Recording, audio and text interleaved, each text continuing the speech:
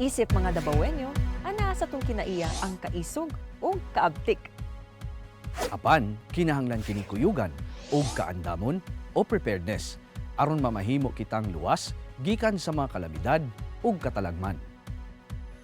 Tuna na to karon kung unsaon nga makapangandam kita alang sa sunog. Base sa Republic Act 9514, ang kalayo mao ang kalit nga pagdilaab kung naa ang tulo ka kinaiya sama sa kainit, sugnod o hangin. Kung adunay kombinasyon sa tulo, adunay mo resulta nga chemical chain reaction, mao kini ang sunog. Mapalong lang kini kung tanggalon nimo ang isa sa mga kinaiya sama sa pagyabo og tubig sa sugnod nga kahoy. Apan mahimong katalagman ang sunog kung dili mabantayan o dili mapugnan ang pagkatag niini. Hinungdan nga mamiligro ang kinabuhi sa mga tao o makaguba og mga balay o building.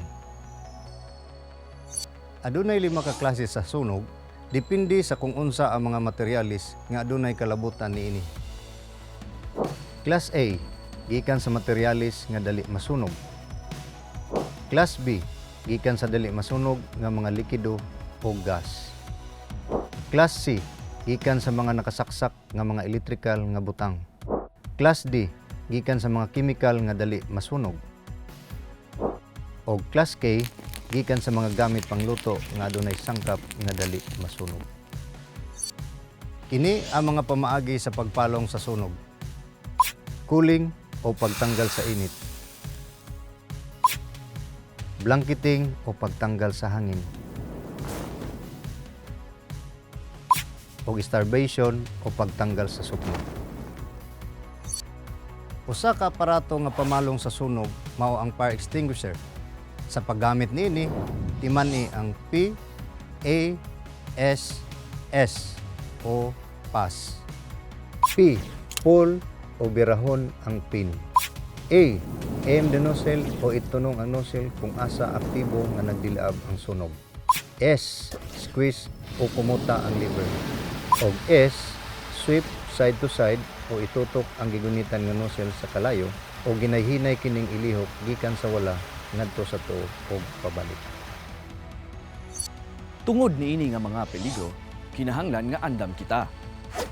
Kini ang mga angay buhaton, samtang wala pa'y sunog, samtang nahitabo ang sunog, o pagkahuman sa sunog.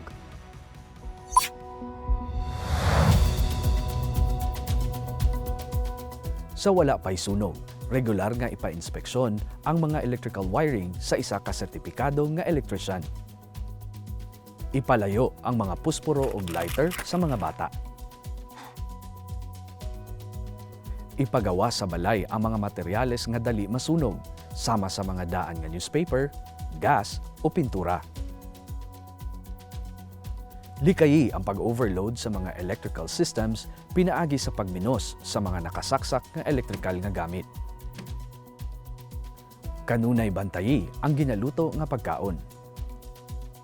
Sayri ang mga emergency exit o regular nga magpahigayon og evacuation drill.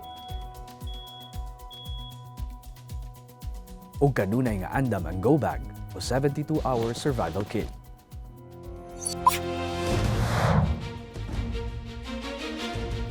Samtang nahitabo ang sunog, ayaw katarantar. Buhata ang SAFETY o safety. S, sound the alarm o patinguga ang alarm. A, activate the fire brigade. Tawagi ang 911 para mapahibalo ang bumbero.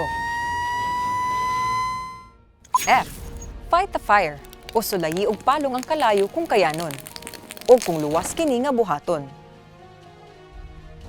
E, evacuate immediately. Pamakwit dayon. Kung napuno og aso ang kwarto, pagkamang padulong sa exit. T, tell others to evacuate. Ipahibalo sa uban na kinahanglan mamakwit. Ug Y, you get clear from the fire scene. Pagpalayo og ayaw na pagbalik sa nagkalayo nga building o balay.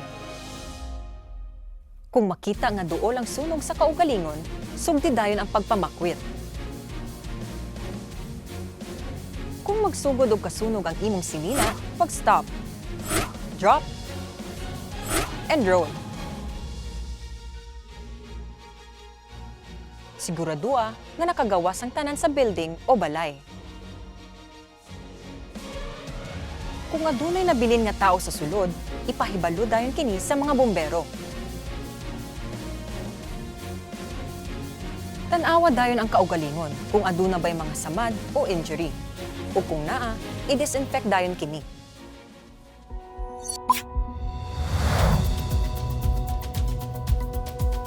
Pagkahuman sa sunog, makasulod na sa balay o building kung madeklara na kini nga luwas sa mga otoridad.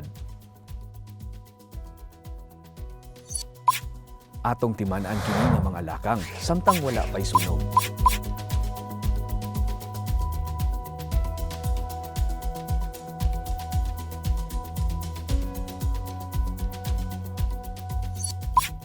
Kini ang mga lakang samtang nahitabo ang sunog.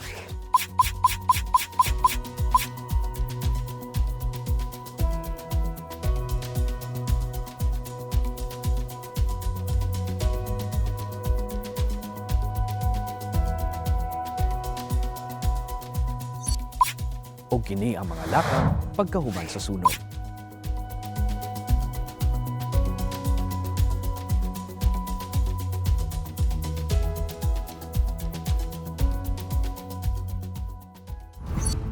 Tumano na to kini nga mga lakang alang sa atong kaayuhan. Kay ang andam nga Dabawenyo, Luwas nga Dabawenyo. alang sa dugang impormasyon, bisitaha ang Davao DRRMO Facebook page ug ang BFP website